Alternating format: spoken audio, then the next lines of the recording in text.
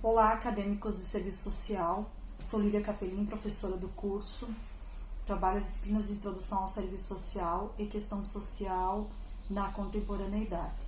Continuando as nossas aulas de revisão, nas últimas aulas nós vimos então todo o percorrer de como é o serviço social na atualidade e iniciamos na última aula falando, na aula número 5, falando um pouquinho de como surgiu, qual o contexto social que surge o serviço social. E nós vimos que o serviço social surge então no ano de 1936, ele vai ter toda a filosofia neotomista que vai subsidiar a ação dos assistentes sociais. Depois, em 1940, a influência norte-americana da Mary Richmond, que vai então perdurar até o ano de 1965, quando vai iniciar o movimento de reconceituação do serviço social. Reconceituar quer dizer dar um novo conceito, refazer o conceito. Então, os assistentes sociais estavam se perguntando: a que Senhor nós servimos? Qual o propósito da nossa profissão nessa sociedade? Qual é a função dessa profissão na sociedade atual? E esse movimento aconteceu em toda a América Latina. Então, é muito comum se ouvir falar que o serviço social era neutro no período de 1936 até o movimento de reconceituação em 65. No entanto, não existe neutralidade, né? E nós já vimos que o serviço social, ele surge para amenizar, surgiu lá em 36, para amenizar uma situação social de acirramento das expressões da questão social, de acirramento especialmente da questão da pobreza e dos maus tratos aos trabalhadores. Então, ele surge nesse contexto para dar uma resposta a essas situações que a classe trabalhadora vinha vivendo, mas uma resposta no sentido de ajustar essas pessoas ao que o ideal burguês desejava.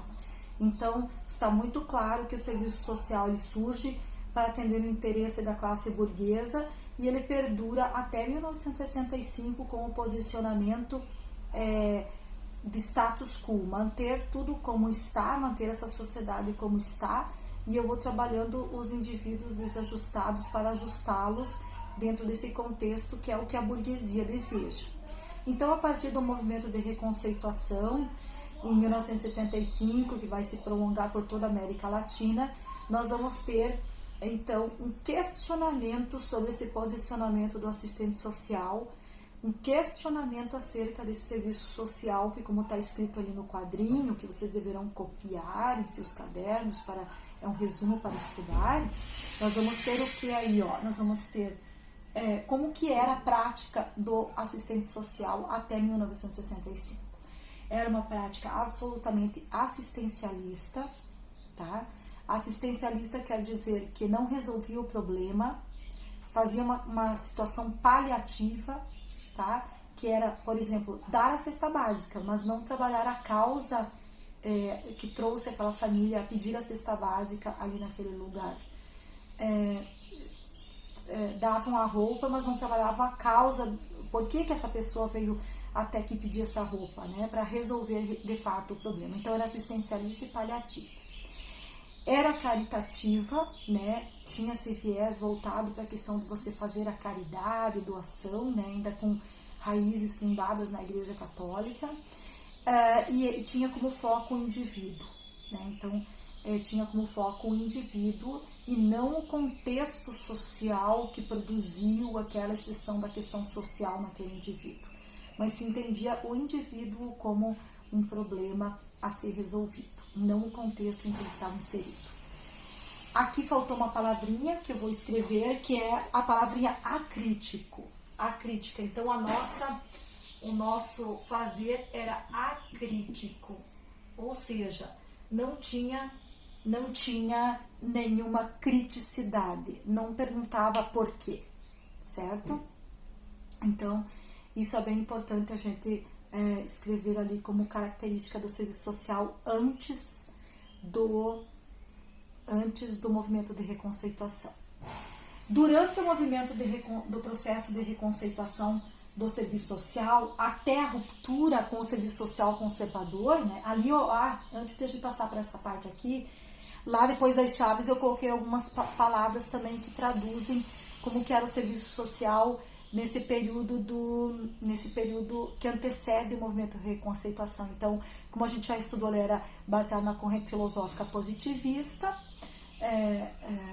num ramo específico do positivismo que era o funcionalismo, tinha como ciência a psicologia e era um serviço social conservador que tinha por objetivo manter a sociedade como está, por isso conservador, e que a gente chama de tradicional, a sociedade tradicional, manter a sociedade entendida como correta tradicionalmente, certo? E aí nós vamos ter, então, durante o processo de reconceituação do serviço social, o pluralismo teórico. O que é o pluralismo teórico? Várias filosofias vieram a ser lidas e estudadas pelos assistentes sociais para tentar dar uma resposta a qual seria o posicionamento, o novo conceito de profissão de serviço social. E aí nós vamos ter, então, o positivismo que permaneceu ainda, nós vamos ter o próprio neotonismo, que ainda vai ter alguns rebuscamentos nesse movimento de reconceituação, nós vamos ter a fenomenologia e, por fim, o marxismo, certo? Então, nós vamos ter um pluralismo teórico nesse período de reconceituação do serviço social. A ruptura com o serviço social conservador, no caso brasileiro, vocês viram que foi um movimento que aconteceu em toda a América Latina. Mas eu aqui como professora estou falando especificamente do caso brasileiro, certo? E o movimento, então a ruptura definitiva com o serviço social conservador e tradicional acontece em 1990. Por quê? Porque acabou a ditadura militar em 85, em 1988 feita a nova Constituição Brasileira, que vai colocar ali vários direitos sociais a todos os brasileiros. Vai ser uma Constituição que a gente chama de Constituição Cidadã, porque ela prioriza a classe trabalhadora, que é a maioria da população brasileira, e o serviço social, então, se sente confortável e também com uma produção teórica suficiente acerca do entendimento de Marx, né, e do entendimento da teoria social crítica dele, para subsidiar a profissão. E aí há um rompimento, então, com o serviço social tradicional e conservador, a ruptura definitiva, e o posicionamento da nossa profissão a favor da classe trabalhadora. Então, até então, mesmo que os assistentes sociais se diziam neutros, eles tinham sim, não tinham nenhuma neutralidade, eles atendiam os desejos da classe burguesa. E a partir do momento da ruptura, os assistentes sociais, então, passam a defender a classe trabalhadora e os seus interesses e os seus na luta da defesa e garantia dos direitos dessa classe, e nós vamos ter então uma construção de um projeto profissional, que é o projeto ético-político do serviço social, que vai ter em suas linhas teóricas exatamente isso, o posicionamento do serviço social a favor da classe trabalhadora.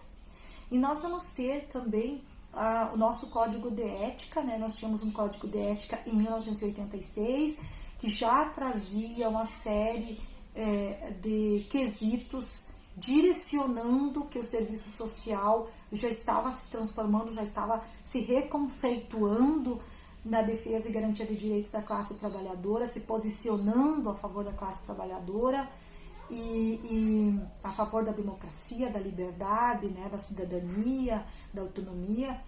E nós vamos ter também, então, uma renovação do Código de Ética também, que é o Código de Ética vigente, que é de 1993, reafirmando esse posicionamento dos assistentes sociais. E então houve a reconceituação da profissão no Brasil, um novo conceito da profissão com definição a partir de 1990.